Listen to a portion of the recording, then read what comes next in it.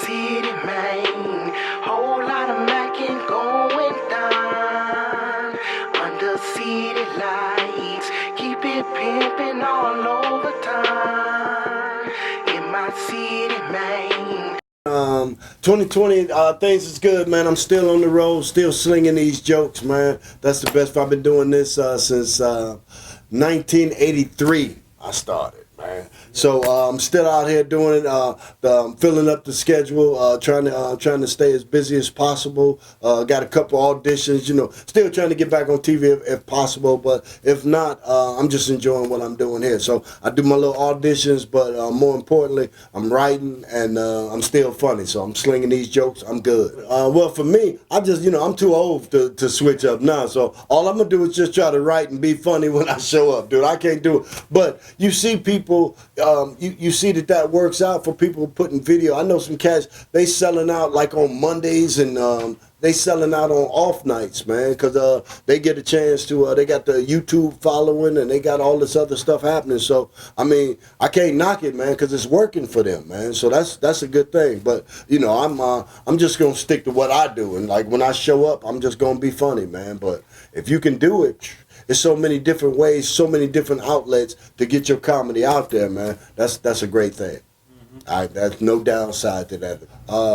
If I could go back, the main thing that I would make sure that I didn't do was drugs. Because drugs definitely sidetrack you. I mean, it's like I got a chance to do the work, but I got into a lot of situations because I was too busy trying to get high and not focusing on what I should have been doing, because there were so many opportunities that I left by, but I was just very comfortable because I had a hit show and I'm just doing my thing, and I thought that was good enough. But if I had more drive, like DL, that I learned so much from that dude. Has so much drive, like we would tape the show, and then as soon as the taping was over with, he would get on the plane and he going out to make money. Me, I'm cool because I just got a nice check. We just did the show, but it's like when you got that drive, I wish I'd have been more ambitious, and I know that me just partying, that took a lot of my ambition away, and that's my biggest regret because I left a lot of money out there. It was a lot more that I could have done. I had a car accident. This was about 20 years ago. I had a real bad car accident. I had a Acura NSX, a speedy car. Got drunk. We went I was on the Hughleys, and we had a big party because we had switched from ABC to UPN, Underpaid Negro Network, and so we had a big party. It was free liquor. I got drunk and got in my car and drove, because I shouldn't have been driving, because I was supposed to just go back to the studio and I was gonna sleep in my dressing room. But I'm sitting up there, I'm drunk as hell. But my friend called up and said that it was some.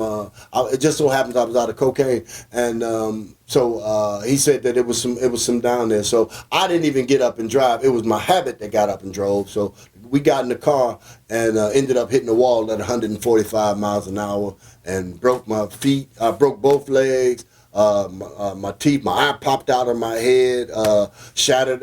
My eye socket was shattered. I ripped my stomach open because I'm drunk as hell, but I had my seatbelt on, and so that's the only thing that saved me. And so I went through all of that.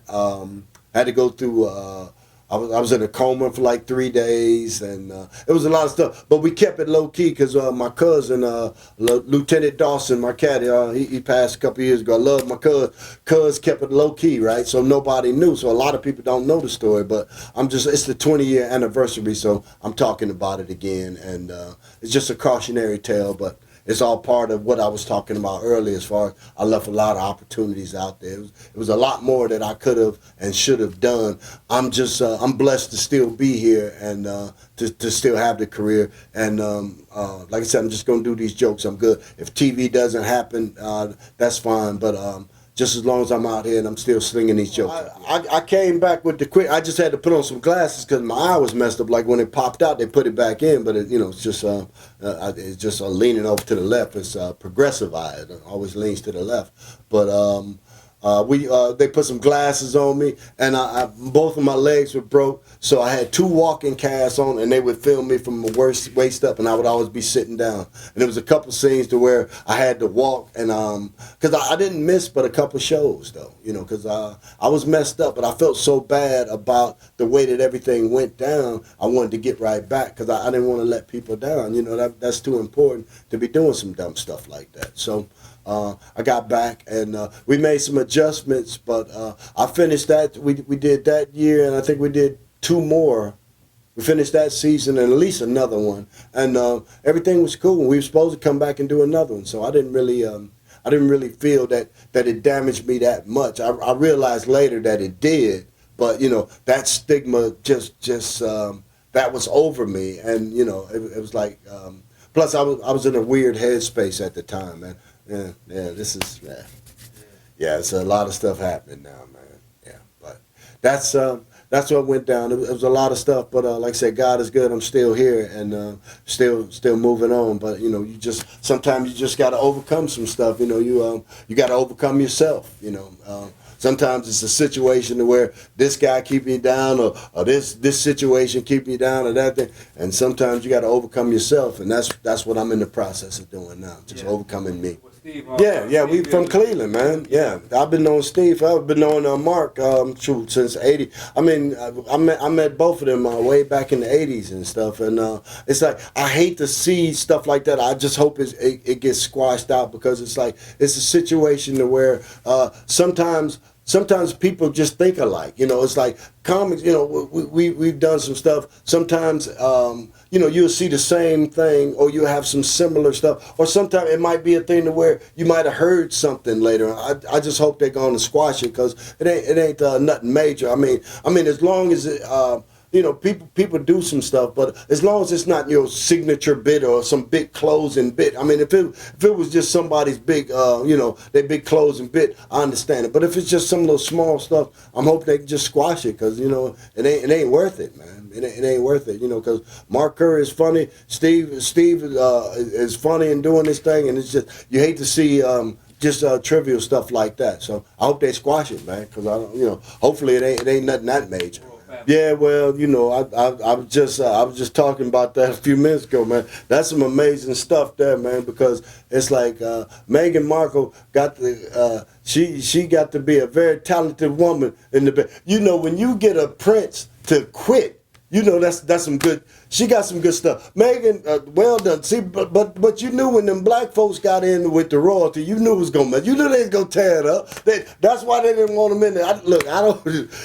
You knew what was that. That dude said, "I'm quitting. I'm leaving Buckingham Palace. I'm moving to Canada." That's how good Meagan stuff. That girl, very talented. Right on, soul sister, right on, because he just said, "I quit." It was like, it reminded me of like Harlem Nights. Remember Sunshine? When the gangster called up, he said, "Look, tell your mama I'm never coming home." That's how good Meagan, the black queen, she's your queen. Yeah, go ahead, Meagan. That's all. I've said way too much. Okay. All right, man. Yeah. I appreciate you being in the green room, man. Oh, man, absolutely. Thanks, brother.